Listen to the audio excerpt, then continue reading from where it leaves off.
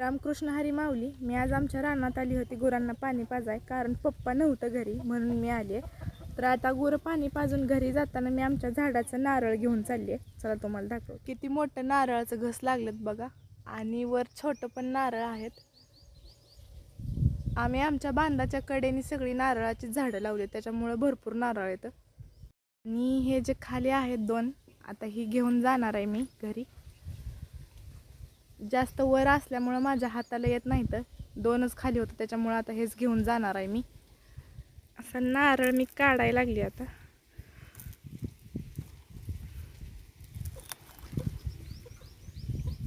किती मोठा आहे बघा. दोन्ही पण नारळ काढलेत मी, आता घरी घेऊन चालले. रानातून मी घरी चालले आता. आणि हे पण आमचंच रान आहे. ट्रॅक्टरनं रांगरून रान असं सोडले, कारण ह्याच्यात पेरूची लागवड करायची आहे. ह्या सगळ्या रानात पेरू लावायचे आहेत.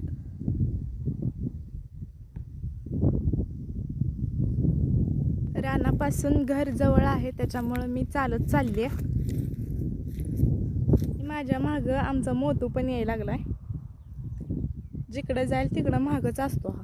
कसा मोतू पुढं पळतोय बघा. माझ्या आधी आता घरी तोच जातोय.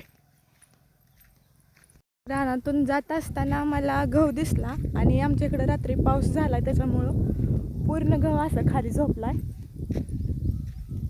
काढायला आलाय गहू.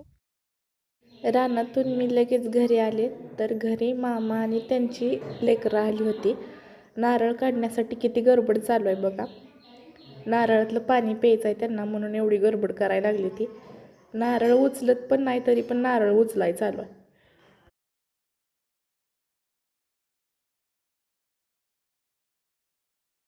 नारळ काढून घेऊन बसले ते, आणि मला फोडून दे म्हणायला लागलेत.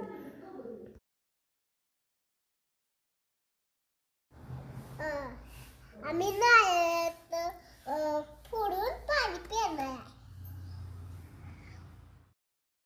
एका नारळाची मी अशी चाकून साल काढली, आणि नारळ पूर्ण गच्च पाण्यानं भरलाय.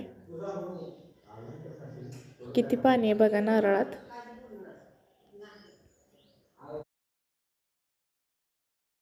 एका नारळातलं अर्धा तांब्या पाणी निघतंय, पण आतमध्ये कसलाच नारळ तयार झाला नाही.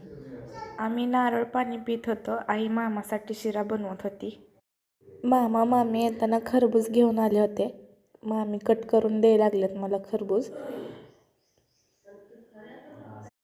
छोट्या मामी आहेत माझ्या या, आणि खूप लाड पण करतात माझा. आणि मी जर मामीकडे गेले तर मला कधीच काम नसतं, निवांत असते मी. अशा सगळ्या फोडी मामीनं कट केल्यात, आणि आता सगळे मिळून खरबूज खाणार आहे.